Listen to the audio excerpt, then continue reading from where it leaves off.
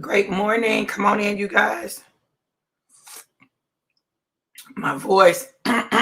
Y'all come on in.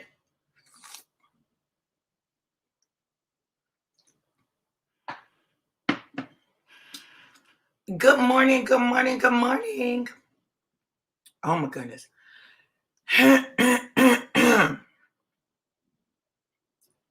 Wow, this is crazy.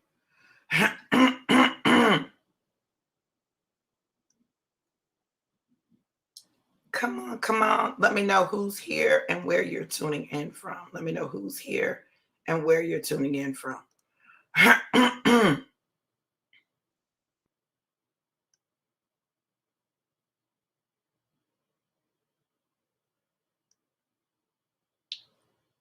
Y'all come on in. Come on in. Y'all, my voice, y'all. Pray for me.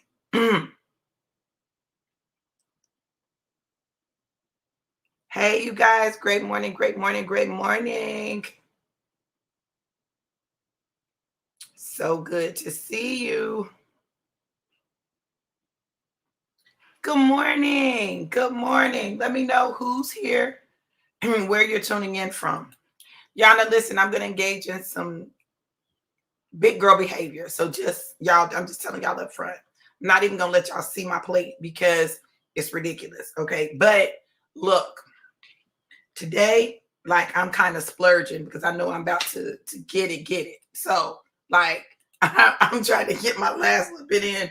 Plus, like, this tres leche cake is everything. So I got to eat it. Hey, Nikki, I miss you too. Yes, Nashville is in the house. Y'all, come on. Y'all share this broadcast. Listen, I've not done a prophetic drive-by for a minute. So just know that God has been talking to me about some things, and there's some things that's really going to bless you as you're preparing to shift into 22. So share this broadcast so we can let people know what's going on. Bonifay, Florida in the house. That must be somebody related to Whitfield, David Whitfield, because he's the only person I know in the world from Bonifay. He's the reason I know Bonifay even exists, okay? So y'all listen. I got my coffee that drinks like a food, along with my tres leche cake. Got to get myself together. Yes, I knew it. Yes, Kentucky in the house. You all listen. And I'm going to share a prophetic word for Kentucky as well. You know, God has been talking to me about it, and I hadn't really said anything about what happened in Kentucky. And that's where my son is. Like, my family is in Kentucky. I hadn't really said anything about it on the book. Today, I'm going to tell you guys what God has shared with me about Kentucky and what's going on right now. I know that's Mr. Pineapple talking about Pineapple City, okay? His own world. So let me do this. Let me go ahead and let me get started. I want to remind you all that at the end of 2020, beginning of 21, the word that God gave me was that this was a year of redemption. This was a year of redemption, that he was redeeming you, your name, your time, your relationships, your finances, your purpose, and was one more. Your name, your name, your purpose, your relationships, your finances, your time. And it's one more. I can't think of it right now. Let me see if I see it. Let me see if it's on here. Because I ended up deleting a lot of stuff. So let me see if I can see it. But, oh, I don't. Maybe I deleted it. But this is the thing. What's happening is this is a season of redemption. But you guys, understand redemption does not always come without destruction. There are some things that have to be pulled down and torn down in order for redemption to occur. So people are looking at what happened in Kentucky. They're looking at the tragedy, because it was a great tragedy. There were lives lost. People's homes and everything was destroyed. I'm talking about knocked down. They lost everything right here at the holiday. Yes, purpose. Purpose was one of them. I don't know if I said that one or not. Okay. But God, in his infinite wisdom, okay, knows how to take even the most devastating destruction and use it for your good. He knows how to take even the most devastating destruction and use it for your good. There are several things that have been happening in Kentucky, and Kentucky has got a lot going on right now. And some of it deals with leadership in Kentucky. And one of the things that God is doing is he is showing people that he is God. Like, he's God. He's the ultimate authority. And people need to understand that. See, sometimes, people will think that they are the ultimate authority when they're not. So God is allowing events to occur that will remind us of who he is and his solemn authority. Now, I'm not saying, listen, y'all, I need y'all to hear me clearly. God is working to give people an opportunity to submit unto him.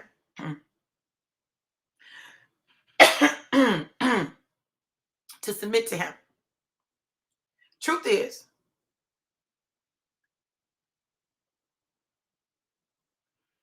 a lot of our leadership in this country, period, is not submitting to God. They have their own agendas. They can throw God's name in it, but God is nowhere in it. He's not pleased with it.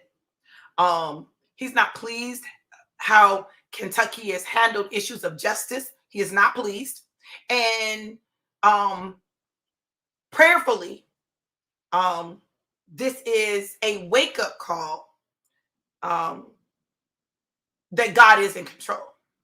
Now, God is the one that places people in authority, like he absolutely is. I believe in respecting authority, but there's some accountability that needs to be had in the state of Kentucky. And I'm not trying to be funny, and I pray that y'all hear my heart. But listen, sometimes God got to let people know your ish was wrong. That was wrong. You did that all wrong. It was handled all wrong. And because of your unwillingness to hear me, listen to me, and do what I say, there will be consequences. Unfortunately, listen to me, unfortunately, anytime there are consequences, there is, and I hate to even use this word, but this is what I hear, collateral damage. And it's not that those people's lives were not important. I need you to hear me. That baby's life was important. But when God is doing something, there will be some lives lost. There will be some lives lost. And I'm praying for every family that was affected. I'm praying for every life that was lost. I'm praying. But listen, check this out. The people who lost their life, like in God, are in a better place. Like they're already in a better place. So this just swooshed them into a better place. It is those left behind that struggle with that. There are those left behind that are the ones struggling with and dealing with the loss of family members and the loss of loved ones. Those are the ones that are dealing with it. Listen, so know this, know that God has a plan, and you can't think that all of this injustice that's happening in this nation is going to go without consequence. It's not. And listen, I hate to be the bearer of bad news, but he's not done. He's not done. There's going to be some more devastation. There are going to be some more states that are hit. Just pay attention. Watch. Listen, I'm telling you, you've got to understand the devastation does not come to destroy, but to provoke people to repentance. Listen, let me tell y'all something. have a friend who is a Katrina survivor. And as he was talking to me about what happened in Katrina, and he was talking about seeing people die in front of him, and he was talking to me about just the entire situation, right? Just being there and experiencing it. And I was listening to him, and yet he made it out. See, there are some who make it out because they've got to go tell the story. You know, when people go through things like that, people have to, there got to be some people left. Listen, you'll notice that in the Bible, there were times when God would leave one or two to go. Tell them what happened. Tell them what you saw. Tell them what you witnessed. Now more than ever, it's imperative that we as people of God get our lives in order and understand at the end of the day, I don't care about money, houses, cars. That stuff is not the most important thing. The most important thing is life. And if you got life, you can rebuild all the rest of it. I'm not saying it won't be difficult, but I'm telling you, it will happen. You just got to know that. So in a time of devastation, while some people are focused on what they lost, baby, listen, it's time to focus on what you kept and what you gained. Because many people have gained a new appreciation for life. They've gained a new appreciation for God's power, God's authority. They have been awakened in ways that they were not awake before. Now, I'm not telling you all, listen to me. I need y'all to hear me. Listen, this was not my plan, okay? I just need y'all to know that. Kentucky been on some BS. Kentucky been on some BS. It's my home state. Y'all see it. My big ain't on here, but Big Blue Nation. Kentucky born and bred. Okay? This is my state. I grew up there. I know the BS they be on. Okay? So for those who think that this was just a random act, it was not random. Okay? It was not random, first and foremost. There was a reason that God allowed that devastation to hit where it hit. Now, mind you, I have family in Bowling Green. My son and my grandson are in Bowling Green. My aunts, my uncle, my cousins. Listen, my nephew, my great nephew and nieces. Listen, I have family in Bowling Green. My other family, my mom, my sisters and brothers, they're in Russellville. Listen, I've got family there, so I'm not saying this lightly. But my son said something to me, and it really struck me. It really struck me. This is what my son said. My son said, the people were all upset and worked up. And he said, I wasn't worked up because guess what? If I die, I'm good. Like, I'm not worried about death. But I didn't feel like I was getting ready to die because I still have stuff to do. You know, he said, and he slept through most of it. He slept through it. Their house untouched, right? Now, hear me. Just because a person's house or property was touched doesn't mean that they are the problem. It doesn't mean that at all. They can easily be a part of the collateral damage of the decisions that are being made by people in authority. But what does that tell you? Listen, we need to vote. You need to vote. Like, you got to be able to take some responsibility and accountability for who goes into office. You need to vote. The stuff that happened with Breonna Taylor was not okay. It was not okay. It was not okay. It was not at all. So people want to act like nothing is nothing. People want to act like this stuff is okay. People want to act like all is well until some devastation hits. But devastation does something else. It draws people together. Devastation draws people together like nothing else. Devastation, death, all of that draws people together who may not have been able to come together under any other circumstances. They may not have been able to talk to each other, may not have been able to look at each other, but let some devastation hit. Devastation will cause people to put themselves, their pride, their issues aside so that they can work together with other people to repair what was broken. Now, we don't like that, but we wonder why it is that families get together when somebody dies. Because sometimes it takes some traumatic ish to get people out of their own minds and out of their feelings and out of their emotions. Everything's so emotional. And I get it. I get emotion. Feel me? I get it. But look, there's an accountability. There's some stuff that's going on in Kentucky that has not even been fully revealed yet as it relates to children, right? Particularly brown children. There's some stuff that's going on in the state of Kentucky as it relates to brown children that this government is going to have to pay account for. It's going to have to pay account. And God is going to pull the covers off of a lot of stuff. And when he pulls the covers out, it's going to make more sense what happened in the hit in Kentucky. It's going to make more sense. It's going to make a lot more sense.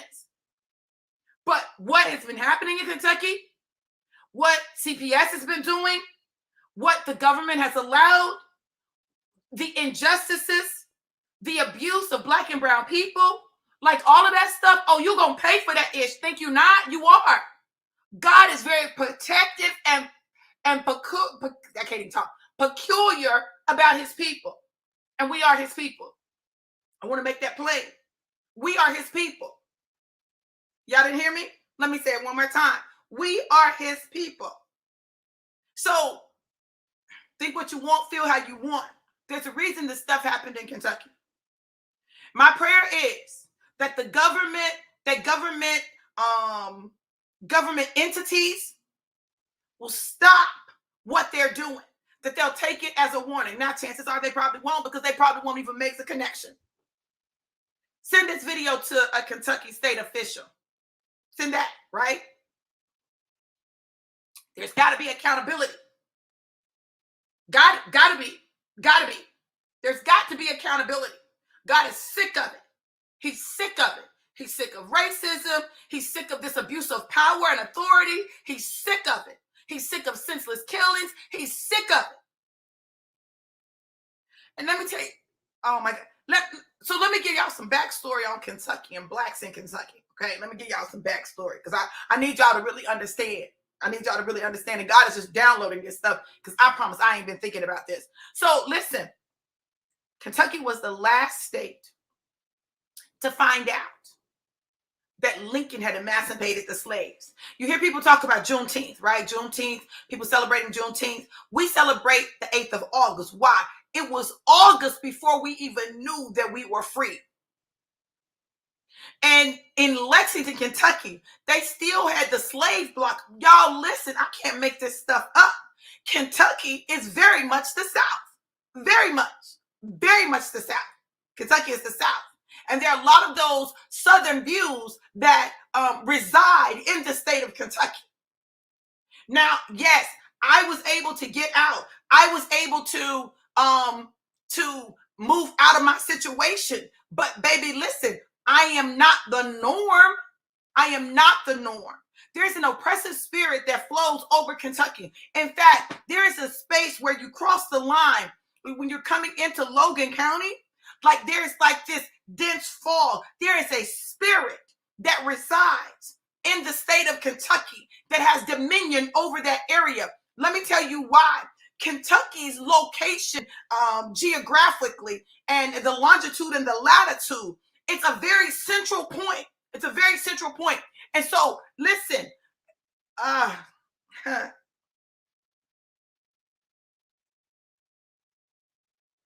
sometimes God has to allow things to come in and uproot. Matter of fact, I did a prophetic drive-by, and I was talking about God uprooting stuff, and about these winds, right? These winds coming in and uprooting stuff. You all, God is uprooting stuff. He's uprooting evil. He's uprooting demons that have been given dominion over particular territories. And this is the time when it's time for the saints to pray. You know what Kentucky needs? Kentucky needs prayer. Kentucky needs resources, but Kentucky also needs prayer. People need to be praying that what God is uprooting is fully uprooted. Because all the provisions in the world won't change that. But they need resources. They need people to come in, to help, to support. They need prayer. If Kentucky is not on your targeted prayer list, add it. Add it. See, sometimes people forget about Kentucky because, it's like kind of in the middle, so people forget about it. But Kentucky is a key spot in spiritual reformation. And that's why God is taking some people out of Kentucky, right? Taking them out of Kentucky and placing them at other places. Y'all pay attention. Pay attention. There's some stuff that God is doing that it's literally, I'm telling y'all, when I tell you that there's some hidden things going on in Kentucky, that when it is brought to light, like some people will be surprised, some people won't. But there's some stuff going on that has to be uprooted, and there's some changes that have to be made. Now, as we're getting ready to go into 22, this is very important. I want y'all to hear me. As we're getting ready to go into 22, God is giving us an opportunity to really get clear on his assignment for our lives. I'm going to tell you another reason that I believe that everything that's happened in Kentucky, because there's a lot of people in Kentucky who are not operating in their purpose. They're not doing what God has told them to do. Listen, you cannot sit on what God has given you. You cannot. It is not okay. It is not acceptable. It is sin. It is sin. I believe it's the greatest sin that you can commit, to not operate in the purpose that God has given you for your life. More so than lying, stealing, killing, like all of that, like to not do what God has created you to do. And that's what's happening. A lot of people in Kentucky are stuck, like they're in quicksand. Like they're in quicksand and can't seem to get out. When I wrote my book, Use Your Buckets, 12 life lessons for success, it was all about using what you have. I didn't have any more than anybody else growing up. I did not. I probably had less. I grew up in a 3-room house, not 3-bedroom, 3 rooms, front room, middle room, kitchen. That was it. No indoor plumbing. There was no central heat, central air. No, we had wood and coal, stoves and fireplaces. I took baths in the big tin tub, the metal tub. We'd have to heat the water on the stove, pour the hot water in, add some cold water, and we would have to use the same water. And the way I got out was that God always gave me a vision of more. God has always given me a vision of more. I knew there was more out there. I knew there was more that I was to do. And so I took chances. I'm the one that would go someplace where I didn't know anybody. That was me. But that's because God deposited something in me. That was a boldness. It's the prophetic. It's what it is. Because I'm a prophet. Because I'm a prophet, my life is the life many times of what looks like a wanderer, but it's not a wanderer. It is one on assignment. God has strategically placed me in different cities and states, on different college campuses, in different organizations, in different churches, in different ministries, strategically. God has placed me in different relationships, strategically. Now, to everybody else, it looks like just a mess, right? It looks like a mess. It looks like I don't know what I want to do. It looks like I don't know where I want to be. It looks like I don't know who I want to be with. It looks like that, but that's not it. It looks like I can't keep a relationship. That's what it looks like, but that's not what it is. God strategically moves me. Now, listen, where I am received, I'm able to stay longer. But when I am no longer received, I must shake the dust off my feet. Now, people won't always understand that, and I'm cool with that. That doesn't really bother me, right? It used to bother me, but now I'm like, this is my life. This is my assignment. I'm on assignment. When I come into someone's life, I know I'm on assignment, and how long that assignment lasts is dependent on them.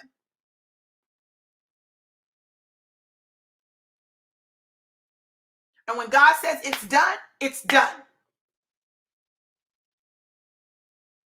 And so I just understand that. So now that I understand that, I can get out of my feelings about relationships. Some of you are so in your feelings about relationships that you are missing God's assignment for your life. You're too busy worried about whose feelings you're going to hurt. You're too busy trying to stay loyal to people that ain't loyal to you. You're too busy trying to stay in situations that are dead.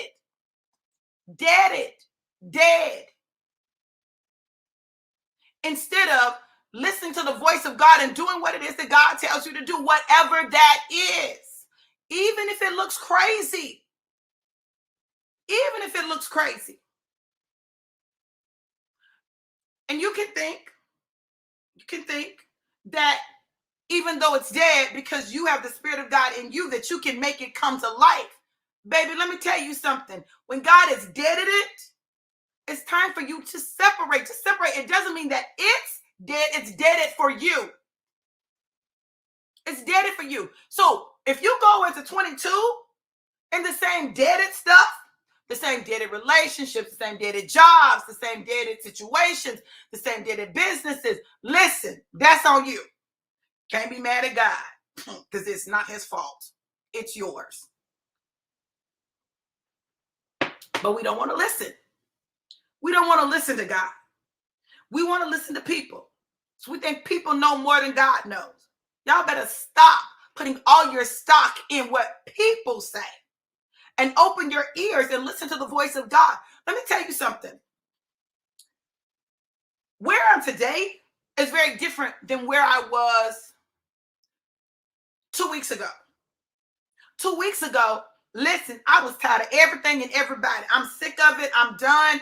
It's too much. I'm overwhelmed. I can't do it. God, I'm tired. I just want to be gone. Just take me now, Jesus. Just take me now. God, let me go be with you. Like, it'll be easier, right? Listen, I'm telling y'all something. God said you're not done. Okay, you tired. Rest. But you hold on and keep going.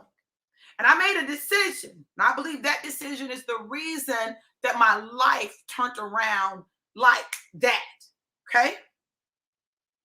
I made a decision. And I had to push to make it. I said, God, listen. My kids would be devastated if I just died.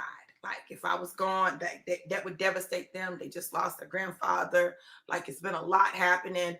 Like, they would be devastated. But you're going to have to help me through tonight. I didn't say through the week. I didn't say through the month. And I didn't say through the rest of the year, right? I said, you got to help me through tonight, because I didn't know how I was going to make it through the night, right? So you got to help me. You got to help me. You're going to have to do this, God, because, listen, I don't have anything left. I don't have anything left, God. I don't. I can't be the superwoman anymore. I can't carry it all anymore. I can't do it, God. I can't. I don't have it, God. I need help. I said, God, you're going to have to help me. In that moment,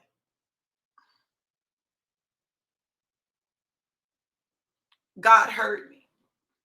And he helped me through the night. And I made it to the next morning. And then I made it to the next day. And he began to speak to me and minister to me and show me me. And then I made it through the next day. And something happened.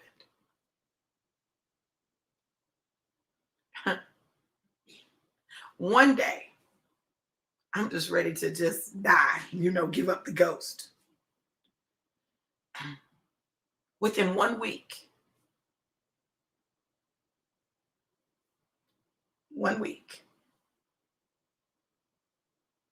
God shifted my whole life within 1 week.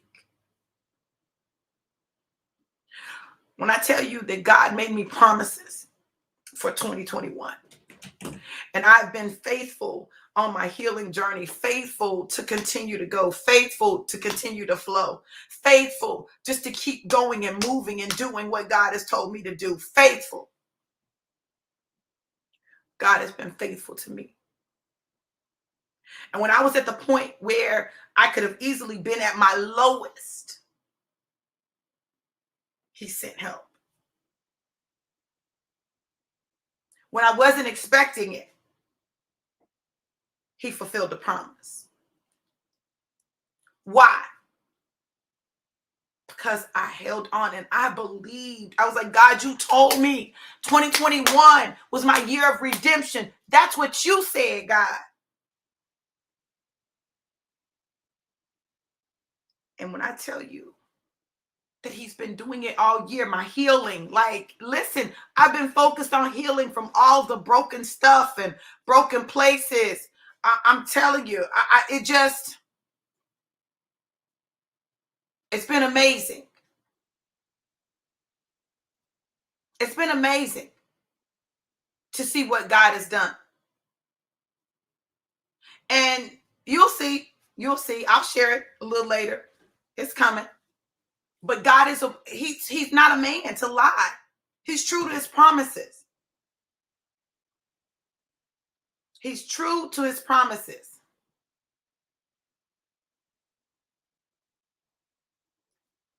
That's why we can't afford to quit. 21 is not over. You still have time. You still have time to see God's promises manifest in your life. You still have time. Stop thinking that the year is over. The year is not over. And it's time to plan for 2022. Like, it's coming, right? So it's time for us to plan and to prepare. Next week on Tuesday and Wednesday, I'm going to be doing vision strategy sessions for 22. Tuesday is going to be the single one, and Wednesday is going to be a couples one. I'm doing a couples one. And I'm doing a couples one as a couple. How about that? More to come. But I'm doing the couples one as a couple, right? So I need you all to understand that God is not through. God is not through. He is not done. He is not finished. Baby, and if you just hold on, you're right at the verge of your breakthrough. And I'm going to tell y'all something. When I share my full story, like y'all's minds are going to be blown, but I'm going to tell y'all something. I was speaking certain things. I kept speaking them. And when I tell you that God heard everything I spoke and it manifested, it manifested. It manifested like that. I'm telling you. Like that, God turned everything around. And everything I'd been asking him for showed up like that. When I tell y'all my mind, it's like, what? God did that though.